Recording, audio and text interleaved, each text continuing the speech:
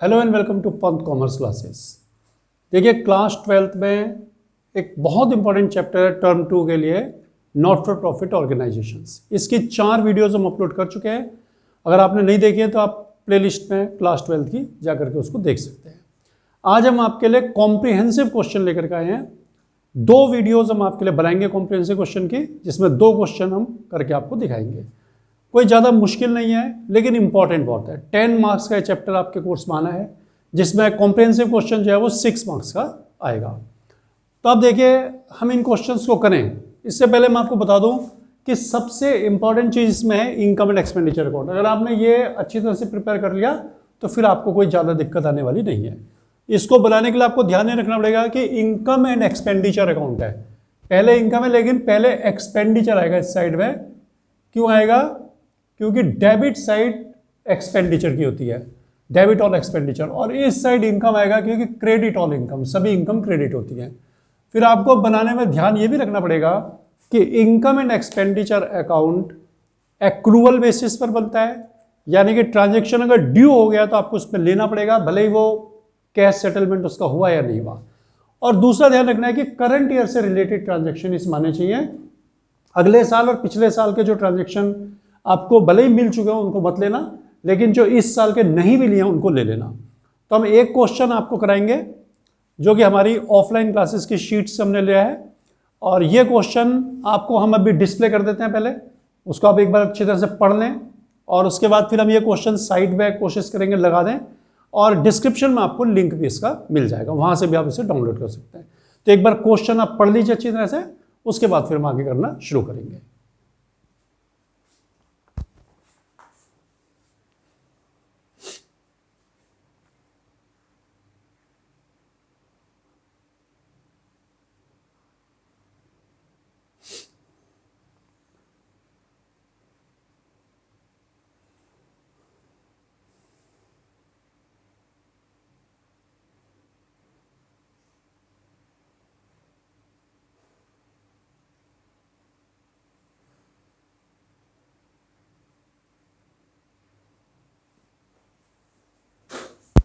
तो आइए अब पेपर सॉल्व करते हैं।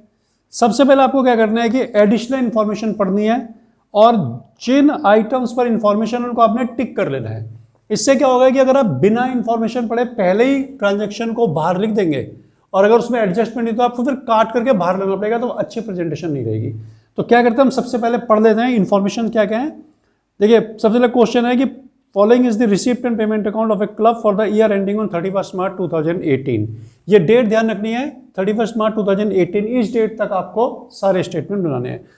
तो नीचे आपको ये रिसीप्ट एंड पेमेंट दिया हुआ है, और उसके बाद एडिशनल इन्फॉर्मेशन है सब्सक्रिप्शन आउटस्टैंडिंग ऑन 31 मार्च 2017 5000 और ऑन 31 मार्च 2018 7500। पिछले साल सब्सक्रिप्शन 5000 आउटस्टैंडिंग था और अब आपके पास 7500 आउटस्टैंडिंग है। सब्सक्रिप्शन पे टिक कर लो, इस पर हमेशा ही रहता है एडजस्टमेंट। उसके अलावा आउटस्टैंडिंग सैलरी दे रखी है ओपनिंग में इस साल के लास्ट में 1600, और रेंट आउटस्टैंडिंग दे रखा है क्लोजिंग में 3200। क्लब के पास शुरू में 20,000 रुपये की फर्नीचर है और 9,000 रुपये की बुक्स हैं। आपको नेसेसरी अकाउंट्स यानी कि इनकम एक्सपेंडिचर अकाउंट और बैलेंस शीट बनानी है। तो बैलेंस शीट हमको क्लोजिंग तो बनानी ही रहती है, लेकिन ओपनिंग यानी कि बिगिनिंग ऑफ ईयर में बैलेंस शीट बनानी है कि नहीं बनानी है, इस बार पे डिपेंड करता है कि आपको कैपिटल फंड दिया कि नहीं दिया। तो इसमें तो नहीं दिया तो आपको बनाना पड़ेगा। तो 9 आउट ऑफ 10 टाइम आपको बनानी ही पड़ती है। तो देखिए हम सबसे पहले क्या करेंगे, जो इसमें रिसीप्ट एंड पेमेंट आइटम्स है इनको प्लेस करते हैं। तो देखिए यहाँ से शुरू करते हैं। सबसे पहले दिया बैलेंस ब्रॉट डाउन, तो ये ओपनिंग बैलेंस है कैश का। तो ओपनिंग बैलेंस शीट में लिख देंगे कैश बैलेंस 40,000 रुपीज आप यहां लिख दें। इसके बाद सब्सक्रिप्शन, देखिए सब्सक्रिप्शन साल के शुरू में आपको दिया है 2200। तो जो साल के शुरू में सब्सक्रिप्शन है जो अब मिला है, मतलब ये 20 साल की बिगिनिंग में आपके पास सब्सक्रिप्शन 2200 रुपये था, तो ये आपको अब मिला है। तो इसका मतलब है पहले आपको नहीं मिला होगा, आउटस्टैंडिंग होगा। तो इनकम आउटस्टैंडिंग आपकी एसेट होती है। ओपनिंग बैलेंस शीट में आपको यहां लिखना है सब्सक्रिप्शन आउटस्टैंडिंग, लेकिन ये चेक करना पड़ेगा कि इतना ही था या इससे ज़्यादा था। तो अभी इन्फॉर्मेशन में नीचे आएंगे, वहाँ पता चल जाएगा। तो भाई लिखने रहे, नाम लिख के हमने छोड़ दिया। अब आपको सब्सक्रिप्शन इस साल मिला है 46,500, ये आपकी इनकम है। तो तो यहां लिखिए बाय सब्सक्रिप्शन, जितना मिला है आप यहां लिख दें, अभी इस पर एडजस्टमेंट देखेंगे बाद में। और अब आपको नेक्स्ट ईयर के लिए 1500 मिल चुका है, तो ये आपका सब्सक्रिप्शन रिसीव्ड इन एडवांस होगा, जो कि आपकी लायबिलिटी होगी। तो आप करंट ईयर की बैलेंस शीट में लिख दें सब्सक्रिप्शन रिसीव्ड इन एडवांस, तो ये आपको मिला है 1500 रुपीज, सब्सक्रिप्शन हो गया। सेल ऑफ ओल्ड न्यूज़पेपर, ये बिल्कुल रेवेन्यू नेचर का आइटम है, तो जितने भी रेवेन्यू आइटम है वो यहीं आते हैं, तो आप इसको यहां लिखें by sale of newspapers, पुराने पेपर आपने बेच दिए, उससे आपको मिला है 2700 रुपीज। गवर्नमेंट ग्रांट्स भी एनपीओस को मिलती रहती हैं, तो ये इनकी नॉर्मल इनकम है, बाय गवर्नमेंट ग्रांट्स मिली है इनको 22,000 रुपीज। इसके बाद है सेल ऑफ ओल्ड फर्नीचर, पुराना फर्नीचर बेचा, तो देखिए 12,100 में बेचा है, जबकि बुक वैल्यू 7,000 है, तो ये कैपिटल नेचर का ट्रांजेक्शन है, इसको हमें इसमें नहीं लेना। लेकिन इन ट्रांजेक्शन्स पर अगर आपको प्रॉफिट हुआ या लॉस हुआ तो उसको आप लेते हैं। तो 7,000 का था, 12,100 में बेचा, तो 5,100 का आपको फायदा हुआ, तो यहां लिखे by gain on sale of furniture 5,100। अब ये 12,100 और कोई काम नहीं है, लेकिन जो फर्नीचर आपने बेचा है वो आपके पास पहले होगा, तो यहां पर आप लिखें फर्नीचर। अब वो कितना था वो हम अभी बाद में लिखेंगे, यहां लिखिए आप फर्नीचर, आपके पास जितना था वो यहां लिख देना लेस सोल्ड, उसमें से आपने जो बेच दिया है उसको आप लेस कर दें, तो जो बेच दिया उसकी बुक वैल्यू 7,000 है, तो 7,000 उसमें हम लेस कर देंगे। Interest on fixed deposit, fixed deposit पे इंटरेस्ट मिला, फिक्स्ड डिपॉजिट अगर आपने किया है तो वो तो कैपिटल नेचर का आइटम है, लेकिन उस पर जो इंटरेस्ट आपको मिल रहा है वो तो बार बार मिलेगा, रेवेन्यू नेचर का, तो उसको आप यहां लिखें बाय इंटरेस्ट ऑन एफडी 1,000। इस पर भी देखिए दूसरी साइड में दिखा रखा है कि एफडी हमने अभी करी है, तो हमें चेक करना पड़ेगा कि इंटरेस्ट इतना ही है इसका या इससे ज्यादा बनता है या कम बनता है, तो हमने यहां लिख करके छोड़ दिया, इसको एडजस्टमेंट कर लेंगे अभी। तो इस साइड के सारे ट्रांजेक्शन हमने देख लिए। दूसरी साइड में आते हैं, सबसे पहले सैलरीज, टू सैलरीज पर एडजस्टमेंट है, तो हम इसको अभी 7,000 जिसकी वैल्यू है उसको अंदर ही लिख लेते हैं। उसके बाद टू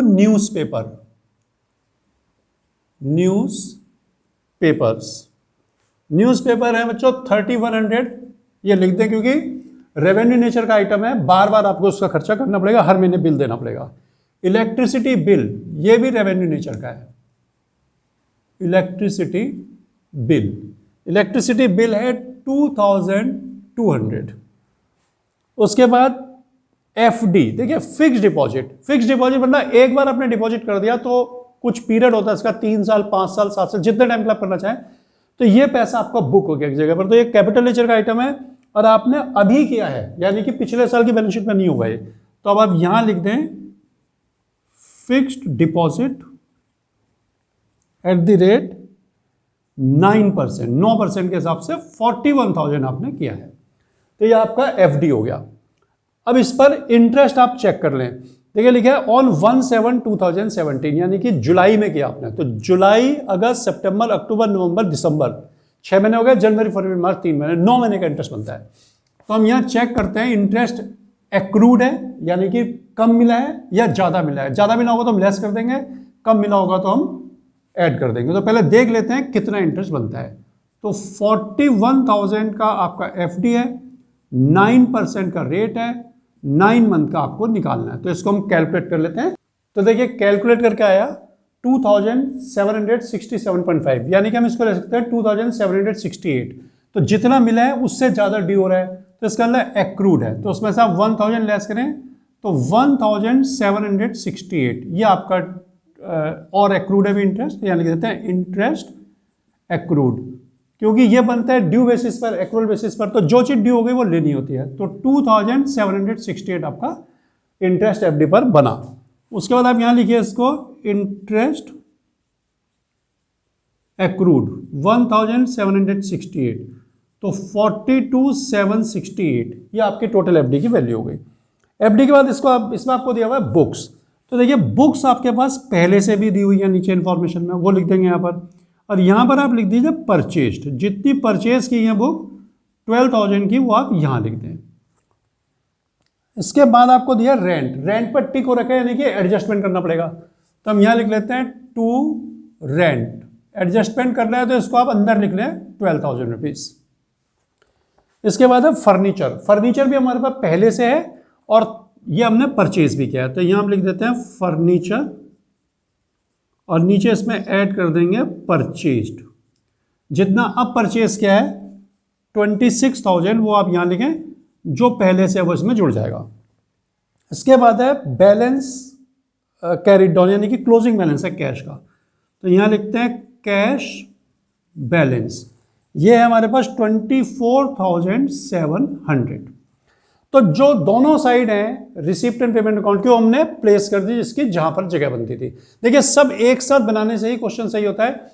अगर आप अलग अलग पहले इसको फिर इसको बनाएंगे तो आपको 3 बार क्वेश्चन पढ़ना पड़ेगा, तो टाइम आपका ज़्यादा जाएगा, चांसेस भी ज़्यादा होंगे एरर्स होने के। तो इसलिए आप इसको एक साथ ही बनाए, जिसकी जहां जगह वहां डाल दें।